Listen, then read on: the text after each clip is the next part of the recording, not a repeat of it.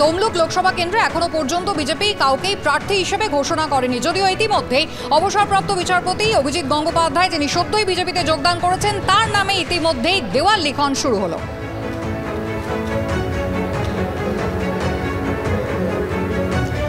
তমলুক লোকসভা কেন্দ্রে এখনো পর্যন্ত কোনো প্রার্থীর নামই বিজেপি ঘোষণা করেনি, তবে ইতিমধ্যেই অভিজিৎ গঙ্গোপাধ্যায়ের নামে দেওয়াল লিখনের কাজ শুরু করেছেন স্থানীয় বিজেপি নেতারা।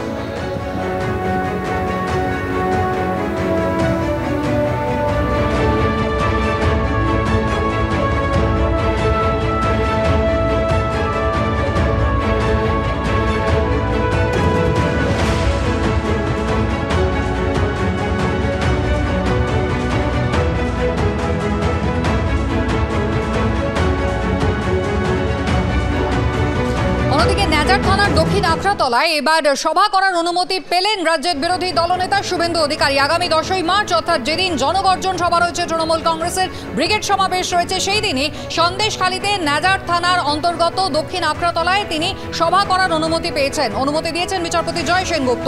সকাল 10টা থেকে বিকেল 5টা পর্যন্ত তিনি সভা করতে পারবেন, যদিও কোনো উস্কানিমূলক মন্তব্য করা চলবে না। আর ফের আজকে রাজ্যকে ভর্ৎসিত হতে হয় আদালতে। কি কারণে 144 ধারা? শুধুমাত্র সভা আটকানোর জন্যই 144 ধারা নয়, প্রমাণ করতে পারবেন তো? রাজ্যকে আজ এই প্রশ্নই করেন বিচারপতি।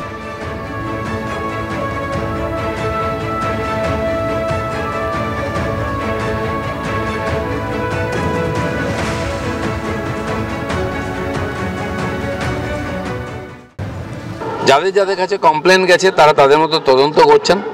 আমার মনে হয় আর্থিক দুর্নীতির জন্য ইডি করছে, তার নামে বহু ধরনের কমপ্লেন আছে। গরু পাচার, মহিলা পাচার, ড্রাগ পাচার, রোহিঙ্গা নিয়ে আসা বাংলাদেশ থেকে, এবং ওখানকার পঞ্চায়েতের টাকা লুট, 100 দিনের কাজের টাকা লুট, নদী বাঁধের লুট, আয়লা আমফানের টাকা লুট, যত হতে পারে। তো বিভিন্ন কমপ্লেনের বিভিন্ন সংস্থা থেকে তদন্ত চলছে। দেখুন, সবাই দেখেছে সেদিন সাংবাদিকরাও মার খেয়েছে। তো আমি ইডি সিবিআইকে বলবো সাংবাদিকদেরকেও ডাকা হোক। সেদিন তো ওখানে সাংবাদিকরাও মার খেয়েছে, তাদের কথা কেন আলোচনা হচ্ছে না?